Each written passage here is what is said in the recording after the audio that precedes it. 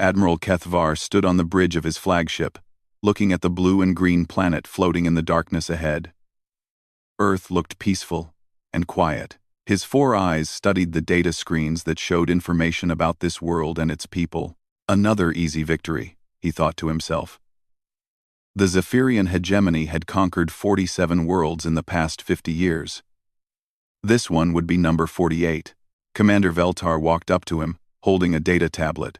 "Sir, I have the full report on the humans." Kethvar took the tablet and read through it quickly. The humans were mammals that walked on 2 legs.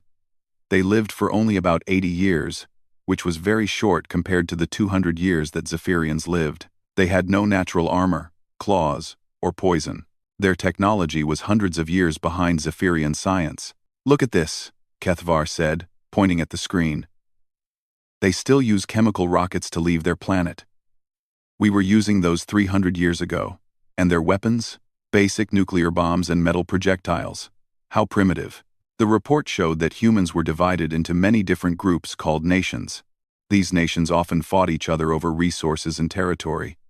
They couldn't even work together on their own planet. "Sir," Veltar said, "I think we should bring more ships. The humans have a large population, and their planet is bigger than most worlds we've conquered." Kethvar laughed. "Veltar, you worry too much. We have 12 ships with advanced weapons and shields. They have nothing that can hurt us. The High Command says this should take 3 days at most."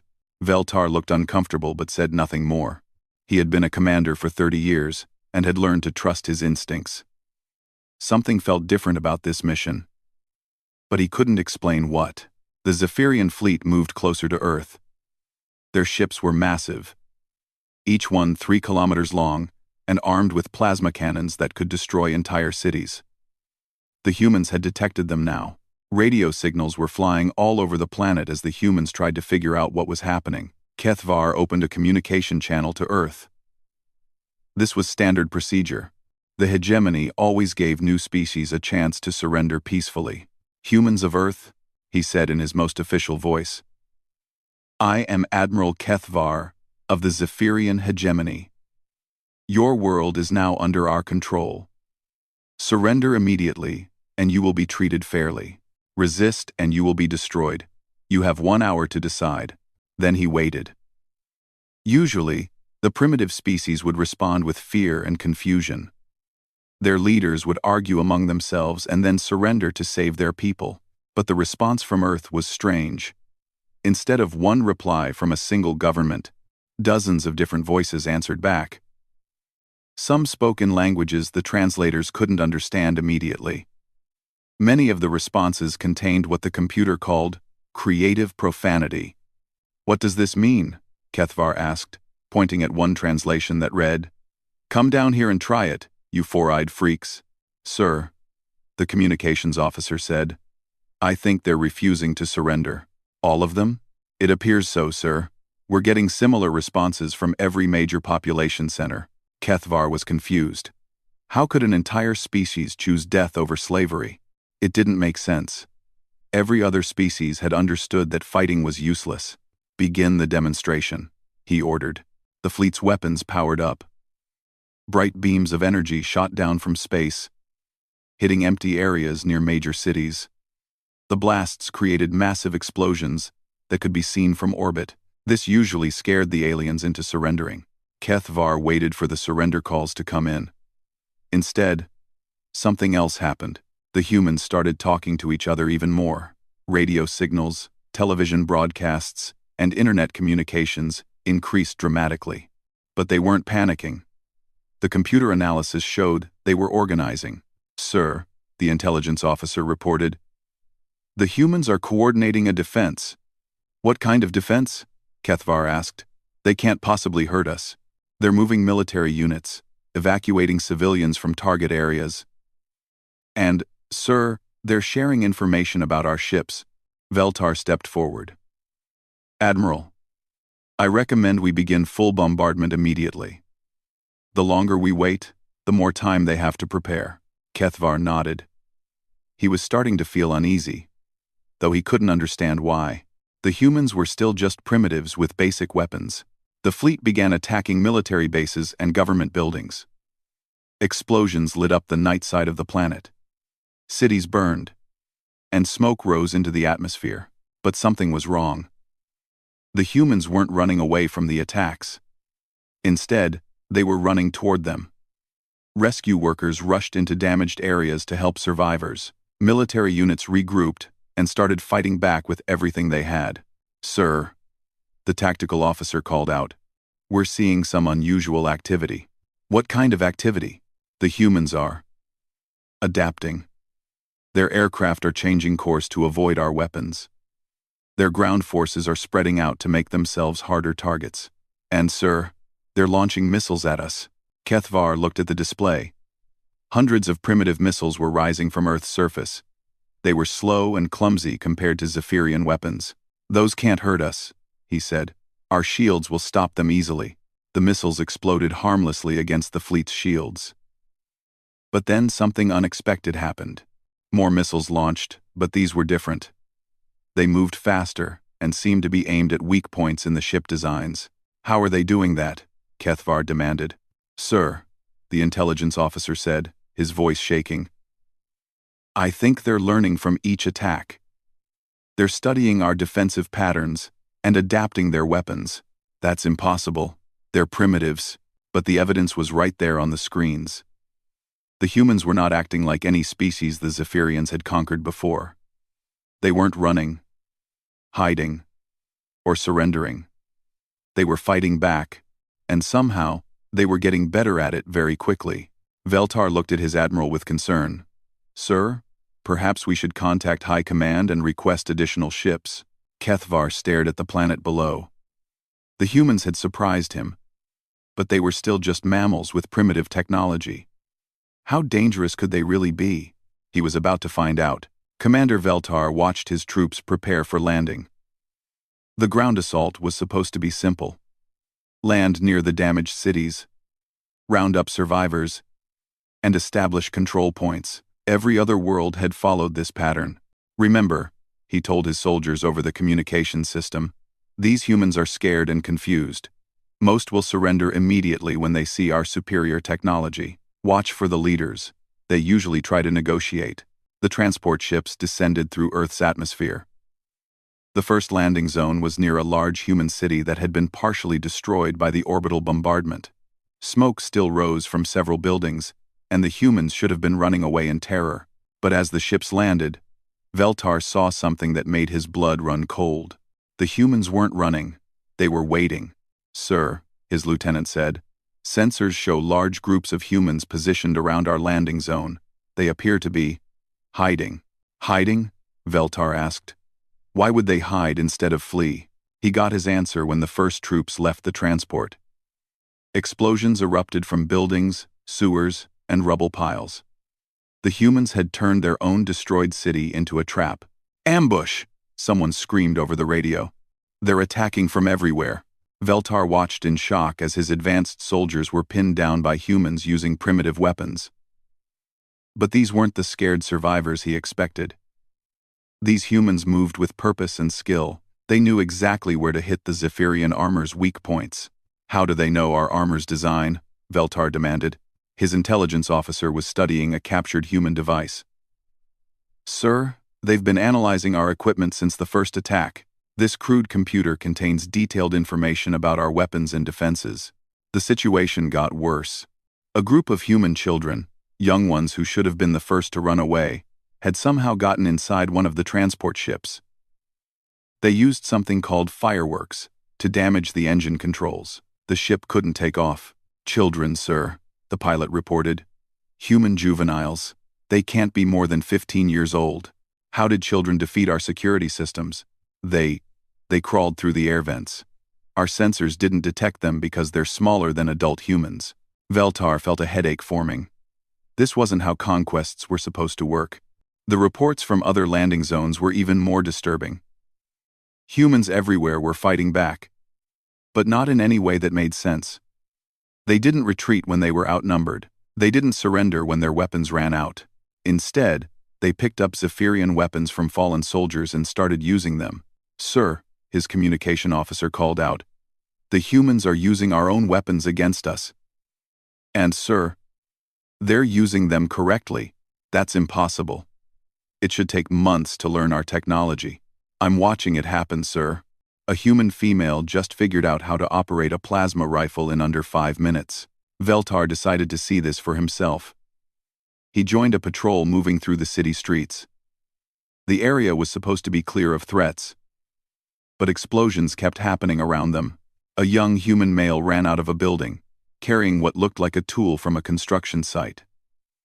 But he had attached pieces of Zephyrian equipment to it. When he activated the device, it fired energy blasts, just like their military weapons. "Stop him!" Veltar shouted, but the human didn't stop. Even when Zephyrian soldiers shot him in the leg, he kept fighting.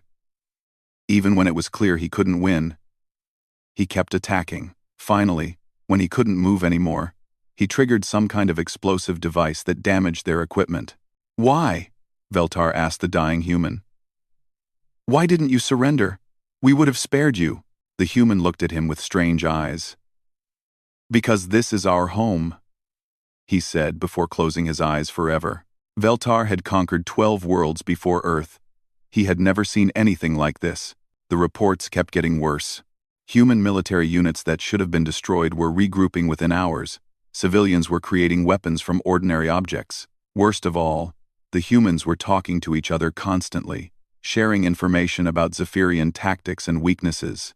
"Admiral," Veltar reported to the flagship, "I need to speak with you immediately."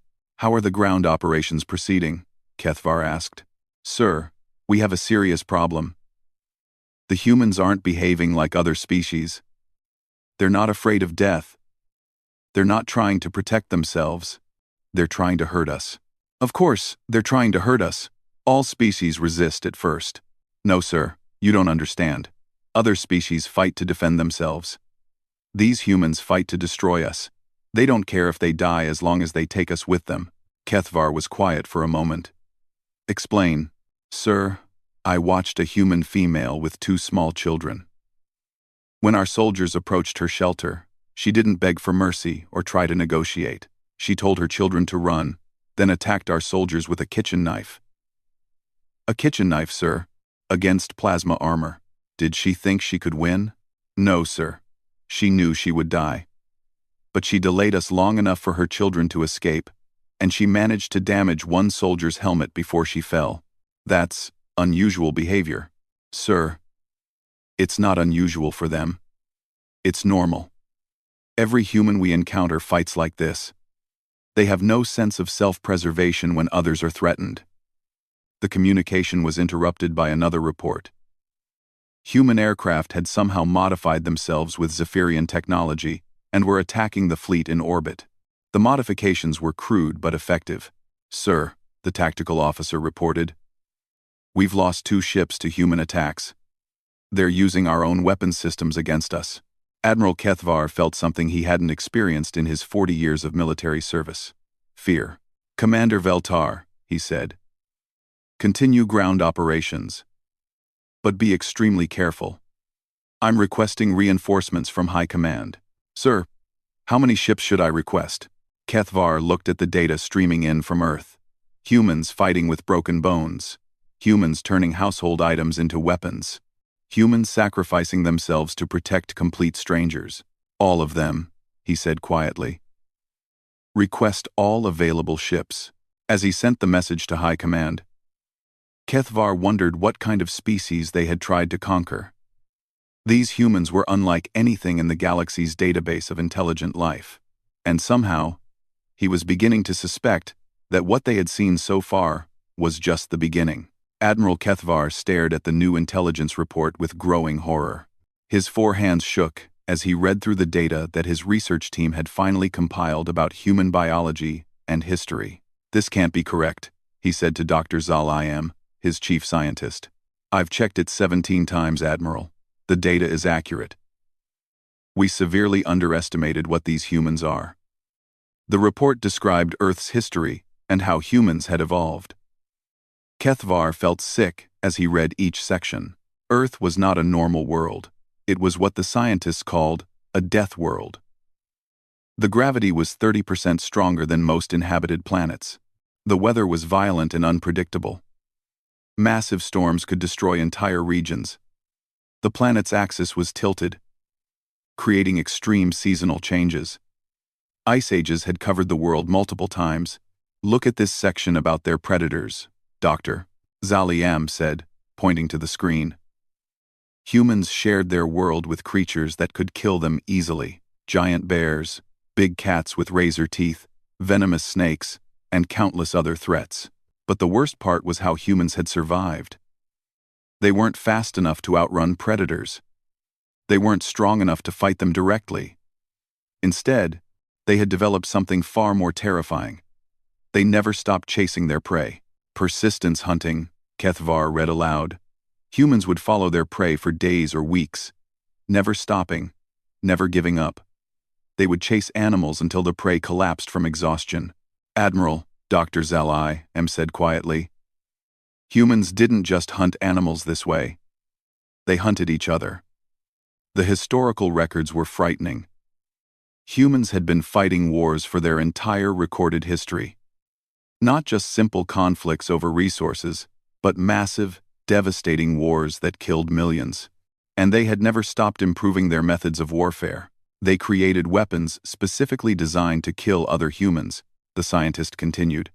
Swords, spears, arrows, guns, bombs, poison gas, nuclear weapons. They've spent thousands of years learning how to destroy each other more effectively. Kethvar found a section about human sports and entertainment. He expected to read about peaceful activities. Instead, he found combat sports where humans fought each other for fun, boxing, where they hit each other with their hands, wrestling, where they tried to force each other to surrender, something called mixed martial arts that combined multiple fighting styles. "They fight each other for entertainment?" he asked. "Yes, and they pay money to watch others fight." "Admiral, violence is recreation for these beings." The psychological profiles were even worse. Human brains were designed for stress and conflict. When faced with danger, their bodies produced chemicals that made them stronger, faster, and more focused. Other species became weak and confused under stress. Humans became more dangerous. "This explains their behavior in combat," Dr. Zaliam said. "They're not fighting despite their fear. They're fighting because of their excitement." Kethvar looked at combat footage from the ground battles. He had thought the humans looked afraid. Now he realized they looked focused, alert, and in many cases, pleased. They were enjoying the fight. "Sir," Commander Veltar's voice came through the communication system. "We have a new problem." What now?" "The human prisoners we captured yesterday have escaped." "How?" "They were in our most secure holding facility." "Sir, they didn't just escape. They studied our security systems while they were imprisoned. When they left, they took copies of our technical databases and planted explosives in our ammunition storage." Kethvar felt his heart sink. "They were gathering intelligence while pretending to be helpless prisoners?" "It appears so, sir. We found notes written in human languages. They had mapped our entire facility and identified the locations of critical systems. The reports from other ground operations were equally disturbing. Humans were adapting to Zephyrian technology faster than anyone thought possible. A human teenager, a young adult barely out of childhood, had somehow broken into the fleet's computer network using a captured data device.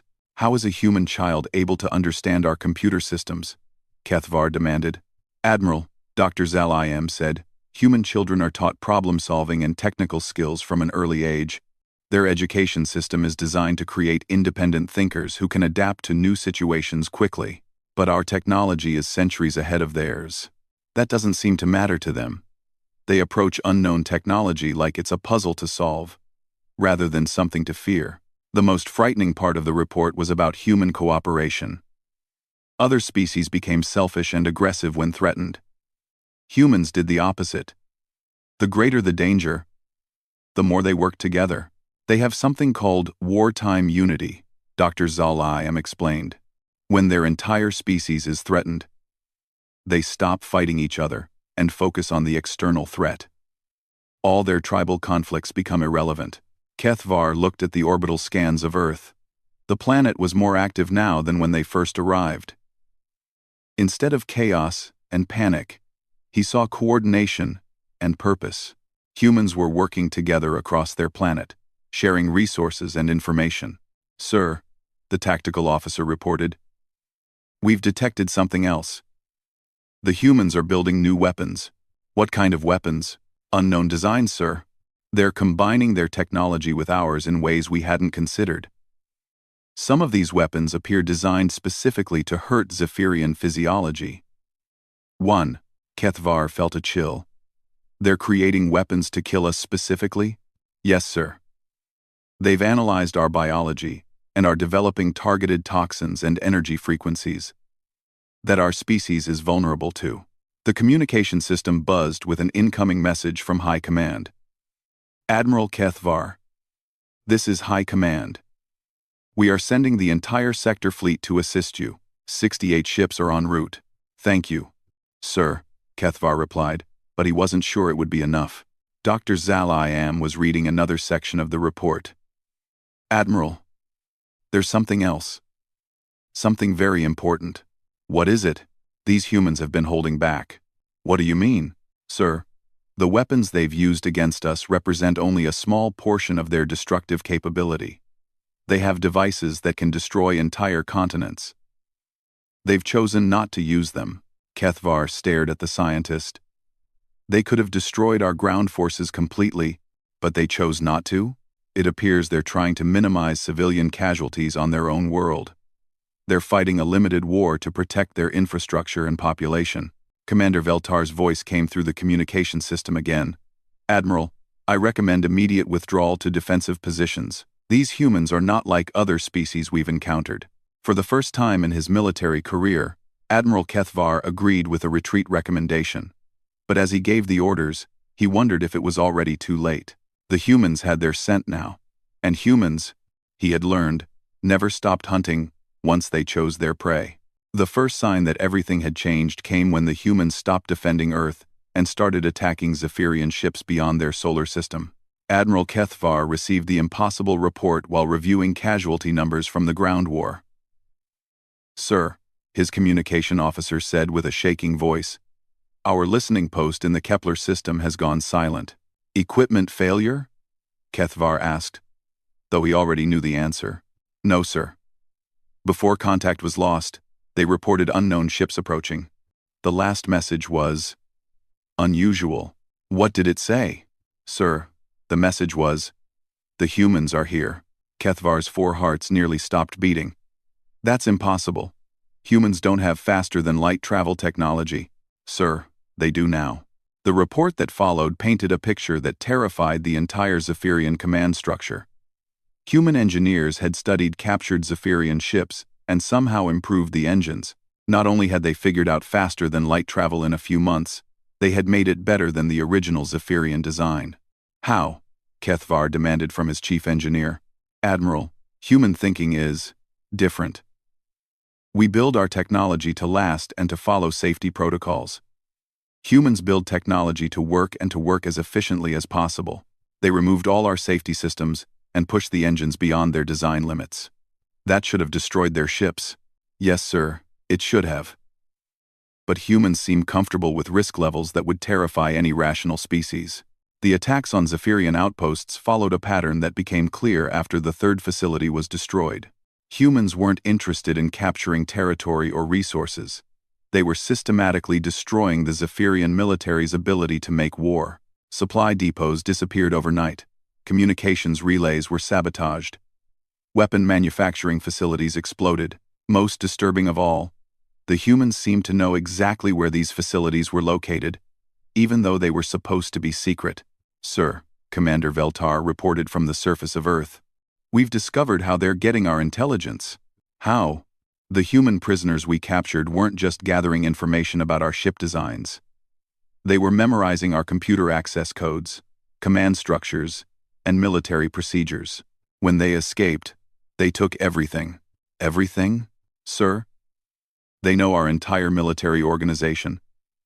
They know where our bases are, how our command system works, and what our strategic weaknesses are. They've been planning these attacks since the first day of the war. But the real shock came when High Command contacted Kethvar with news from the hegemony's core worlds. "Admiral," the High Command officer said, "we have reports of human activity in the Zentara system." Kethvar's blood went cold. Zentara was the hegemony's main military headquarters, located deep in Zephyrian space, protected by the most powerful defenses in the galaxy. What kind of activity? Unknown ships jumped into the system 6 hours ago. They've avoided all our defense platforms and appear to be conducting reconnaissance missions. How many ships? We're not sure, sir. Our sensors keep losing them. Human stealth technology appears to be more advanced than ours. The situation became clear over the following days. Humans had developed a new type of warfare that the Zephyrians had never encountered. Instead of trying to control territory, they were targeting the enemy's ability to fight. Instead of defending their home, they were carrying the war to their attackers. But what terrified Kethvar most was that the humans seemed to have unlimited patience and resources. When Zephyrian forces destroyed human ships, more appeared within days. When the aliens thought they had found all the human bases, new ones emerged from asteroids and empty space. "How are they building ships so quickly?" he asked his intelligence officer. "Sir, they're not building ships. They're converting everything. Cargo vessels, passenger transports, even recreational boats. They're turning their entire civilization into a war machine." The psychological warfare was almost worse than the physical attacks. Humans had begun broadcasting messages to Zephyrian colonies, not threatening them but offering them protection from their own government. "Citizens of the hegemony," the human broadcasts said in perfect Zephyrian language, "your leaders started this war without asking you. We don't want to hurt you, but we will defend ourselves. Contact us if you want to surrender safely." Several colony worlds had already responded positively to these messages. The hegemony was losing political control of its own territory. "Sir, Dr. Zal, I am reported during an emergency meeting. I've been analyzing human combat footage. I think I understand their strategy now." "Explain." "They're not trying to conquer us. They're trying to make us surrender by making continued war impossible." "What do you mean?" "Every target they've hit has been military or industrial. They're not attacking civilian populations. They're methodically destroying our ability to make war while leaving our people alive." Kethvar thought about this. "That's not how war works. You conquer the enemy's territory and force them to submit." "Admiral, humans don't seem to understand the concept of limited war. To them, if you attack their home, you become an enemy that must be completely defeated. They're not interested in controlling Zephyrian space. They want to ensure that Zephyrians can never threaten Earth again." The final piece of the puzzle came when human prisoners were offered the chance to negotiate for better treatment. The response shocked their captors. "We don't negotiate with invaders," the human leader said calmly. "You attacked our families. You tried to enslave our species. The time for talking ended when you started bombing our cities. But surely you want your people to be treated well?" the Zephyrian interrogator asked. "Of course we do. But we also understand that giving in to hostage-takers just encourages more hostage-taking. Our people knew the risks when they volunteered for military service. What do you want from us? Complete surrender. Dismantling of your military. Return of all conquered territories to their original inhabitants. And guarantees that you'll never threaten anyone again. That would mean the end of the Zephyrian hegemony." "Yes," the human said without emotion. "That's exactly what it would mean." The interrogator realized with horror that this human wasn't angry or emotional. He was simply explaining facts, the way someone might describe the weather. Admiral Kethvar read this report and understood the truth that had been staring him in the face for months. The humans weren't fighting a war. They were conducting an extermination of the Zephyrian military capability. They had been polite enough to start by only defending themselves. When that didn't work, they had escalated to total war. And they were winning. "Sir," his tactical officer said quietly, "High Command is requesting all available information about human capabilities." "Why?" "Sir, they're considering using our ultimate weapons. Kethvar closed his eyes. The hegemony's ultimate weapons could destroy entire solar systems, but if they used them on Earth, the humans, who were already spread throughout Zephyrian space, would have nothing left to lose. And Kethvar was beginning to understand that humans with nothing left to lose were the most dangerous creatures in the galaxy. The Zephyrian hegemony was dying, and everyone knew it. Admiral Kethvar sat in his command chair, watching the tactical display show the collapse of everything his people had built over 300 years. Red symbols marked destroyed bases, lost colonies, and dead fleets. The humans had been methodical and thorough. In 18 months, they had dismantled the greatest military power in the galaxy. "Sir," Commander Veltar reported from his position near Earth, "I have the casualty reports from the ground forces." "How bad is it?" "Sir, we've lost 87% of our troops. The remaining forces are requesting immediate evacuation." Kethvar nodded sadly.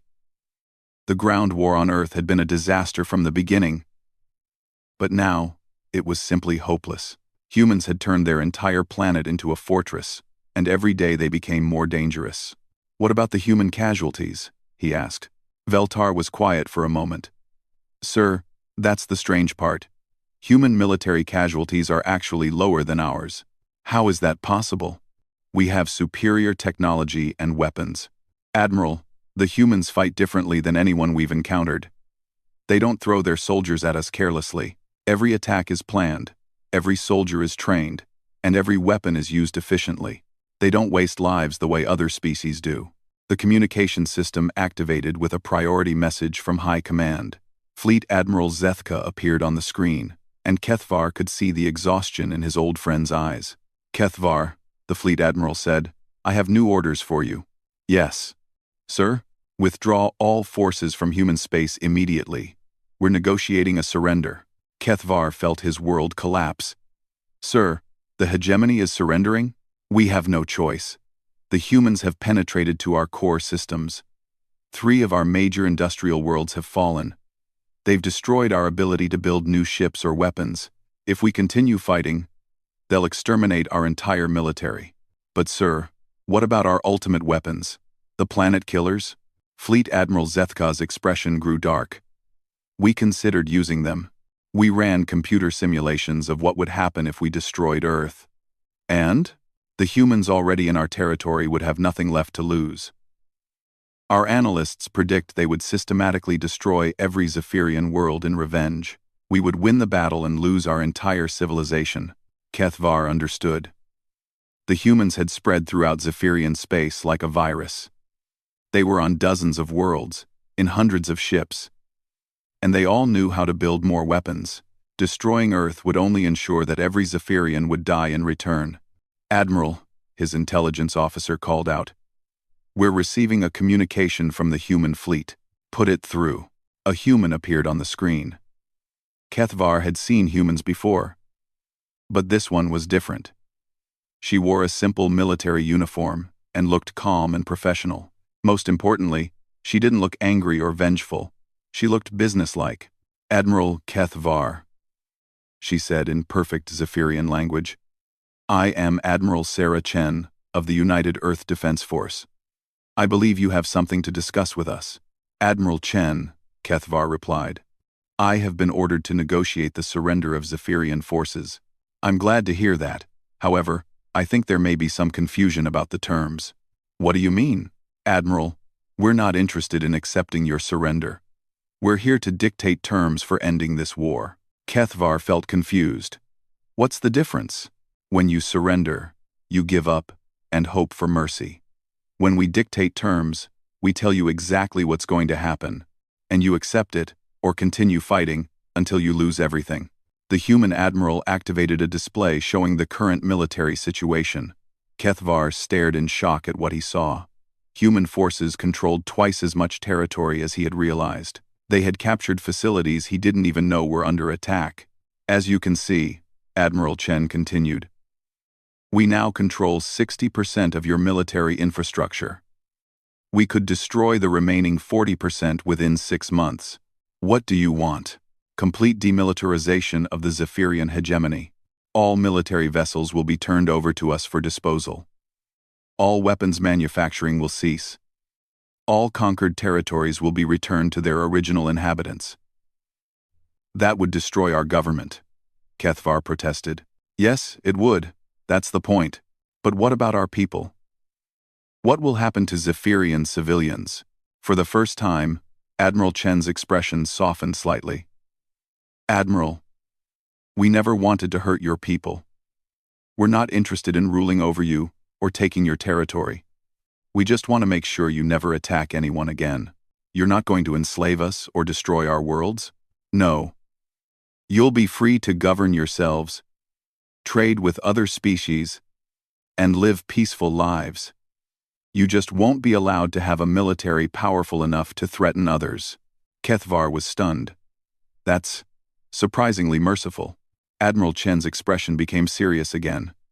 Admiral, let me explain something that I think you haven't understood about this war. What? We've been showing mercy from the beginning. I don't understand. Admiral, do you know what our nuclear arsenals could have done to your ground forces? Do you know what our biological weapons could have done to your species? Do you know what would have happened if we had targeted civilian populations instead of military installations? Kethvar felt his blood grow cold. You had worse weapons? Admiral, what we used against you represents maybe 5% of our total destructive capability. We were trying not to hurt innocent people. The human admiral activated another display. These are the weapons we chose not to use. Planet-cracking bombs, biological agents that could sterilize entire worlds, nanomachines that could turn your industrial infrastructure into gray dust. Kethvar stared at the list of weapons with growing horror. Why didn't you use them? Because we're not monsters. We only fight as hard as we need to in order to win. But we invaded your world. Yes, you did, and we stopped you. But we didn't let our anger make us into the kind of species that commits genocide. Admiral Chen leaned forward on the screen. Admiral, let me tell you the most important thing about humans. We're not vindictive.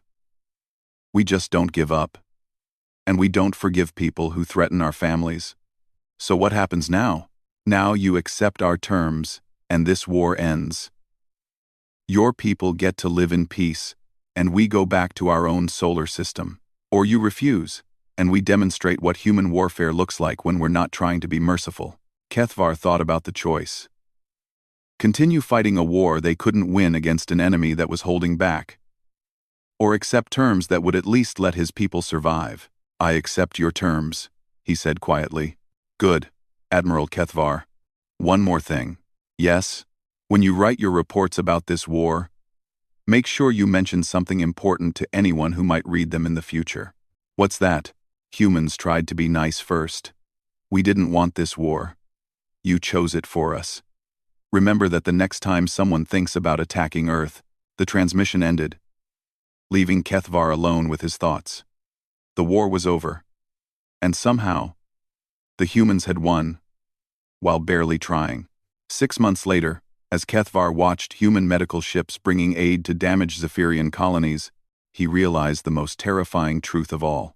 The humans really had been trying to be nice, and if they ever decided to stop being nice, nothing in the galaxy would be able to stop them.